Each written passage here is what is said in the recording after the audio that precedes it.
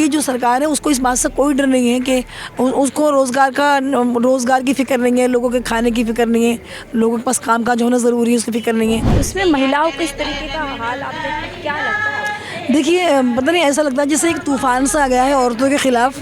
और आप जहाँ पर भी देखें, कहीं भी देखें, चाहे आप देश की राजधानी में दिल्ली में ही देखें, हर जगह औरतों के साथ बदसलूकी और कोई भी। और वो देखिए, ये सिर्फ कहने की बात है, वो किसी भी मज़हब से ताल्लुक़ रखती हों औरतें, वो किसी भी पार्टी से ताल्लुक़ रखती हों। इसको कहते हैं ना कि बीजेपी नहीं, बीजेपी की जो औरतें, चाहे वो हिंदू औरतें हों, क्रिश्चियन हों, वो ईसाई हों, वो मुस्लिम हों, सबके साथ ज़्यादती का जैसे इन्होंने ऐसा जैसा ठेका ले रखा है। और देखिए, मुझे तो लगता है कि बाकायदा इन्होंने कुछ लोगों को ट्रेंड किया है, और जो वो मुट्ठी भर लोग हैं वो ज़्यादा नहीं है, लेकिन क्योंकि इतनी ज़्यादती होती है ना, तो जो अगर एक महिला के साथ में कुछ होगा तो पूरी महिलाओं को तकलीफ़ होगी, वो सब निकल कर बाहर खड़े हो जाती हैं। इसीलिए कि भाई आप क्यों किसी के साथ ज़्यादती कर रहे हो मज़हब के नाम पर। ख़ास तौर से अब देखिए, जो ये आदिवासी महिलाएं छत्तीसगढ़ में जो महिलाएं हैं, हालांकि कहने को वो देहात है, लेकिन अगर देहाती औरतें तो क्या वो बेवकूफ़ है, या वो उनको अकल नहीं जीने की, या उन्हें समझ नहीं है। महिला तो महिला है, महिला तो महिला है, चाहे वो बहुत सम्मान के काबिल है। जी बिल्कुल, क्योंकि वो हमारी माँ होती है, सब कुछ हमारा होती है, और पूरा समाज ही औरत से है।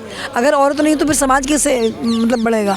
तो फिर भी आप क्यों इतनी ज़्यादती करते हो। और ये जो कुछ जब से ये सरकार आई है ना, तब से महिलाओं के साथ ज़्यादती बहुत ज़्यादा बढ़ी है। आपको लगता है जो वर्तमान सरकार है, जो पक्षधारी हैं, कहीं ना कहीं वो महिला जो है विरोधी हैं, महिला के जो है, जो महिला को एक सम्मान मिलना। हालांकि देखिए, जब वो सत्ता में आए तो उन्होंने बात की थी, बहुत हुआ अपमान, अब की बार ये महिलाओं का अपमान, इसलिए जो है सो एंड सो सरकार में नाम नहीं लूँगी। तो लगता है उसके बाद ज़्यादा ये चीज़ें बढ़ी है। देखिए, ये बेशक इस सत्ता में आई औरतों के अधिकार को लेकर, लेकिन देखिए कुछ करा नहीं है।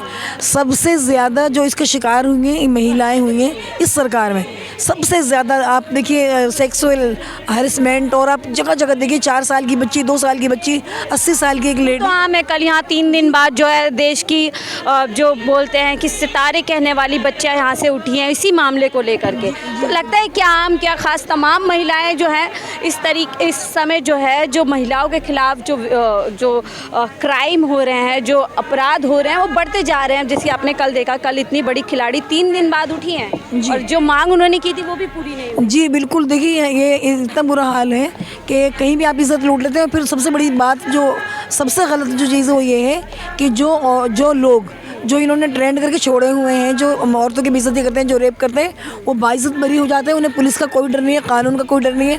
कानून लफ्ज़ उनकी ज़िंदगी में उनकी है ही नहीं, और वो कुछ बिल्कुल धड़ल्ले से वो क्राइम करके निकल जाते हैं। पुलिस उनको बचा लेती है, उसको उनके एक FIR एक रिपोर्ट दर्ज कराने में 20 दिन के महीनों लग जाते हैं। और जो गरीब तबके की लड़कियाँ होती हैं, वो किसी भी मज़हब से ताल्लुक़ रखती हों, उन्हें कोई फ़र्क नहीं पड़ता है। तो ये क्या है, मतलब ये तो बहुत ही सरासर एक ये इस तरह औरतों के साथ ज़्यादती करके देश बहुत कमज़ोर हो रहा है और बहुत बदनाम भी हो रहा है।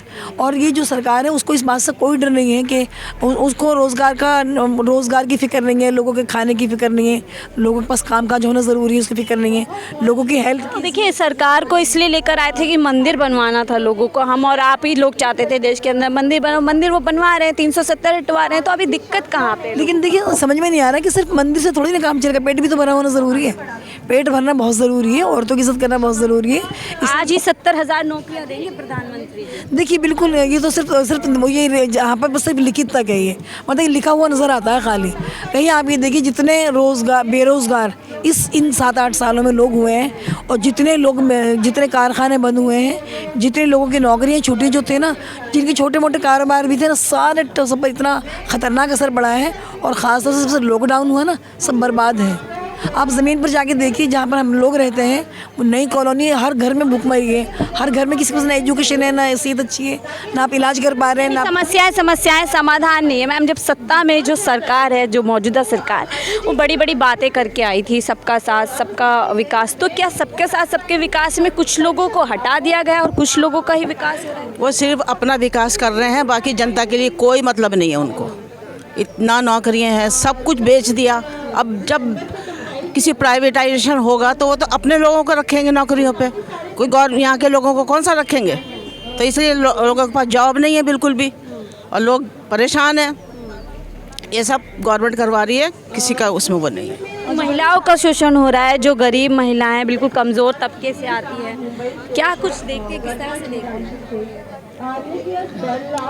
महिलाओं का सम्मान कहते हैं कि सशक्तिकरण हो रहा है, क्या कर रहे हैं? यही कर रहे हैं बेटी बचाओ बेटी बेटी पढ़ाओ। बचाओ बेटी पढ़ाओ।